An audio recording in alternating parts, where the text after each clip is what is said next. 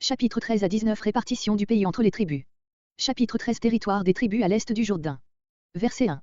Verset 1 à 7 L'ordre de l'Éternel.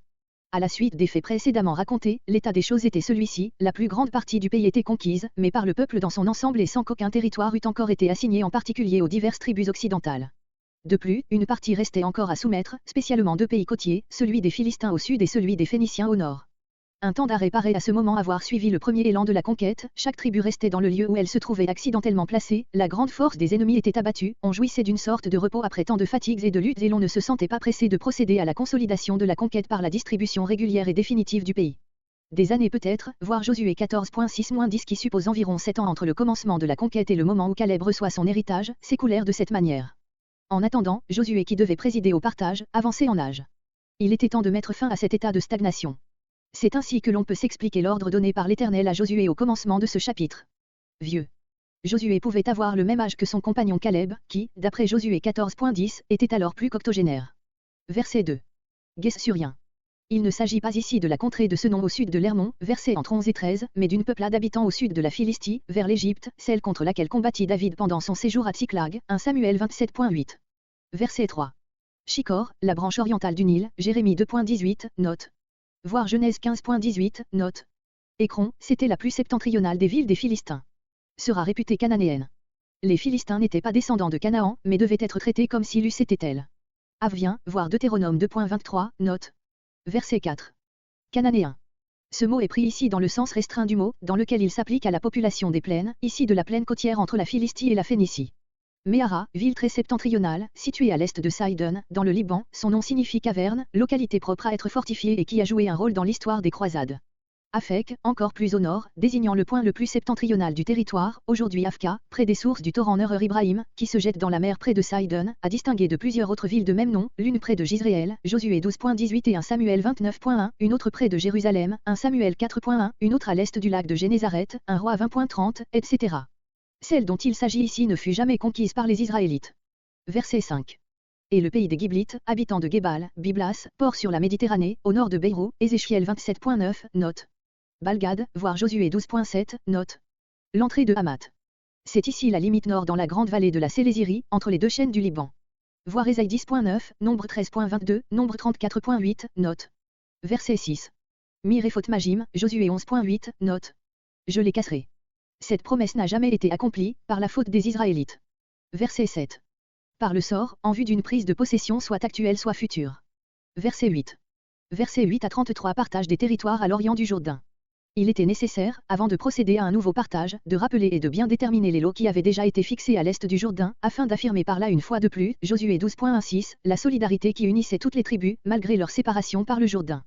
Nous n'avons donc pas ici une inutile compilation de Deutéronome chapitres 2 et 3 et de Nombre 21.23 et suivants, ces renseignements circonstanciés sur l'étendue et le partage des contrées conquises à l'est du Jourdain appartiennent réellement au tableau général tracé chapitre 13 à 19. Verset 9. Josué 12.2. Médéba, Dibon, Nombre 21.30. Verset 11. Josué 12.5. Verset 12. Josué 12.4. Verset 13. Ne dépossédèrent point les Guessuriens. Les Guessuriens et les Macatiens habitaient d'après Deutéronome 3.14, en dehors du territoire de Ogé, en sorte que, lorsque les descendants de Manassé conquirent ce royaume, ces peuplades restèrent en dehors du domaine de cette tribu et conservèrent leur indépendance. Sur cette limite septentrionale extrême se produisit ainsi, comme souvent, un mélange des deux populations. Verset 14. Comparez Nombre 18.20-32 et Deutéronome 18.2. Verset 15. Verset 15 à 23 Territoire de Ruben. Verset 16. Comparez verset 9 de notre chapitre. Tout le plateau, Deutéronome 3.10. Verset 17. Esbon, Nombre 21.26, note. Dibon, voir verset 9. Bamotbal, Nombre 21.19 note. Beth-Balméon, Nombre 32.38 et Jérémie 48.23, note.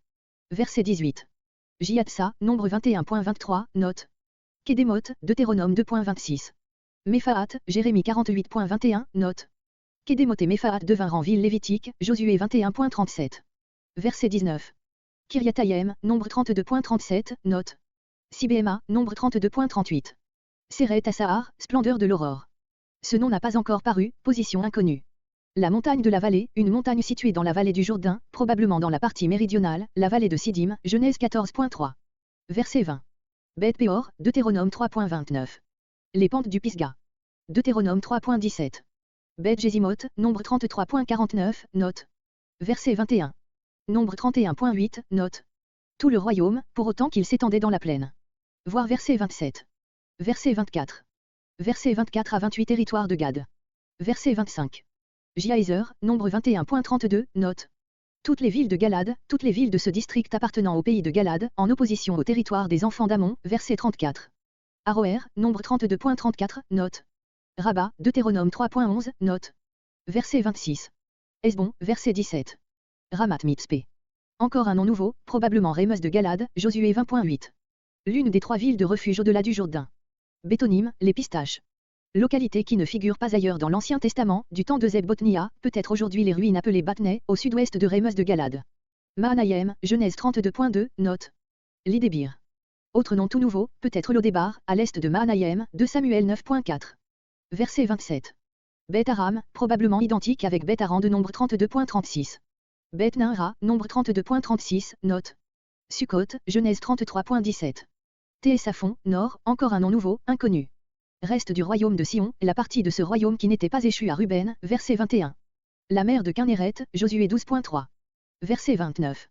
Verset 29 à 31 territoire de la demi-tribu de Manassé. Voir Deutéronome 3.13-14. Verset 30.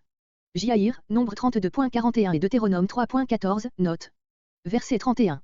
La moitié de Galad, la moitié septentrionale de la contrée ainsi nommée. Voir nombre 32.1, note. À la moitié des fils de Makir. Restriction ajoutée par l'auteur, parce que parmi les Manassites habitant l'ouest du Jourdain il y avait aussi des fils de Makir.